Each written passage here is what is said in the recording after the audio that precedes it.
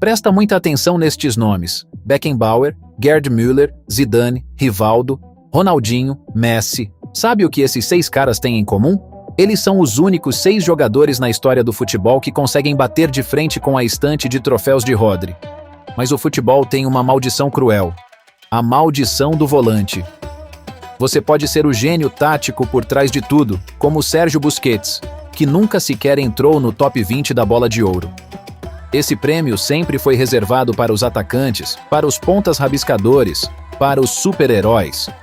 Então, quando um cara que mal tem cara de atleta profissional foi lá e venceu, o mundo do futebol entrou em colapso. Hoje nós vamos destrinchar a mente do computador perfeito. Como um cara que não tem nem conta no Instagram, que ia treinar de bicicleta e que se formou em administração, dominou o sistema do Pep Guardiola, calou os críticos de muletas e colocou o mundo aos seus pés na Copa de 2026. Já carimba esse like, se inscreve no canal e bora pro vídeo. O maior problema do Rodri para a mídia é que ele é normal até demais. Tão normal que, aos 17 anos, o Atlético de Madrid achou que ele não ia dar em nada e deixou ele ir de graça pro Villarreal. E lá no Villarreal, ele era tão low profile que morava num alojamento de faculdade, ia pro treino de bicicleta para economizar dinheiro e comprar um Opel Corsa usado. Os colegas de quarto dele só descobriram que ele era jogador profissional quando ligaram a TV e viram ele entrando em campo contra o Barcelona.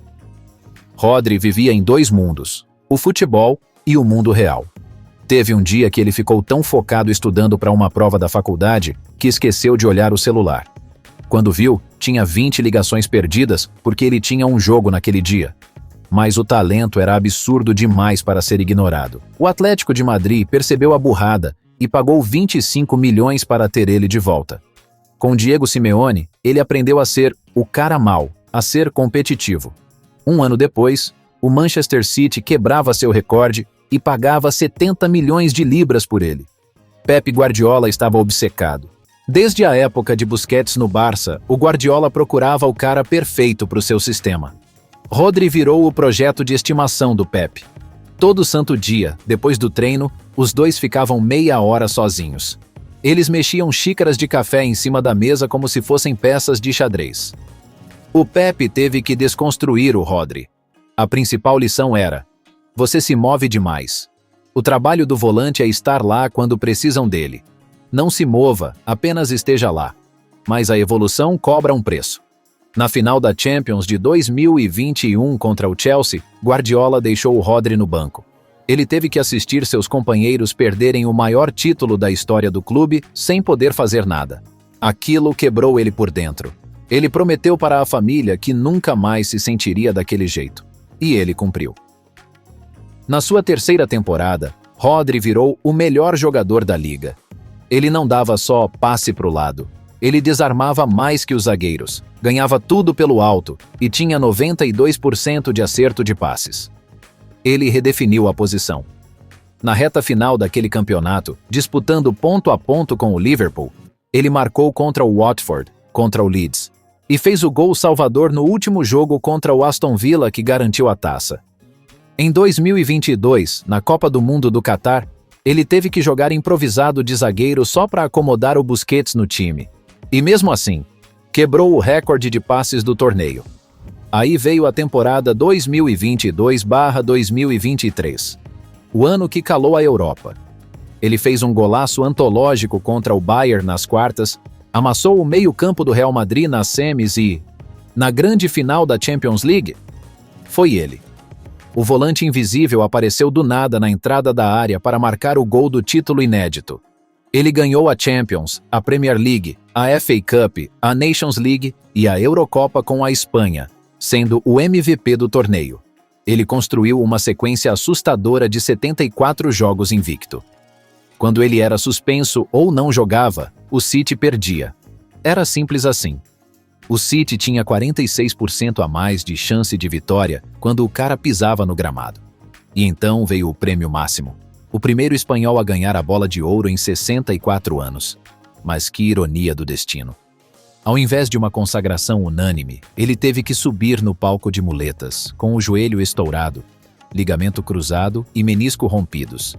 enquanto o mundo inteiro debatia se o prêmio não deveria ter ido para o Vini Júnior. Naquela noite que deveria ser a melhor da sua vida, ele foi tratado por muitos como o vilão da história. A lesão foi devastadora. Foram 15 meses de inferno, contratempos, problemas nas costas, lesões musculares. O mundo do futebol praticamente já considerava que os melhores dias do Rodri tinham ficado no passado. Mas o Guardiola soltou uma frase profética. Na Copa do Mundo, nós vamos ver o melhor Rodri que já existiu. E meu amigo, o Pepe não erra. Copa do Mundo de 2026. Voltando do que parecia ser o fim da linha, ele engoliu o torneio. Ele anulou os superastros da França. E na grande final, contra a Argentina, o Rodri foi o verdadeiro pesadelo sul-americano. O homem tomou conta do meio-campo de um jeito tão assustador que a Argentina não conseguiu dar um único chute no gol. 0 finalizações no alvo. Ele levantou a taça e foi coroado o melhor jogador da Copa do Mundo. E sabe qual é a maior reviravolta dessa história de cinema?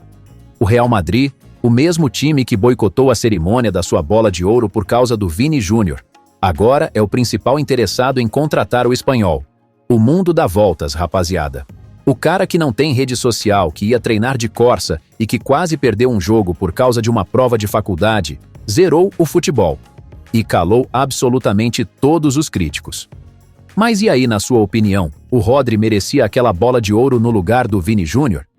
Deixa o seu comentário aqui embaixo porque o debate vai ser bom. Se você curtiu essa história, amassa o botão de like, se inscreve no canal e compartilha esse vídeo pra galera. Vou ficando por aqui e até o próximo vídeo.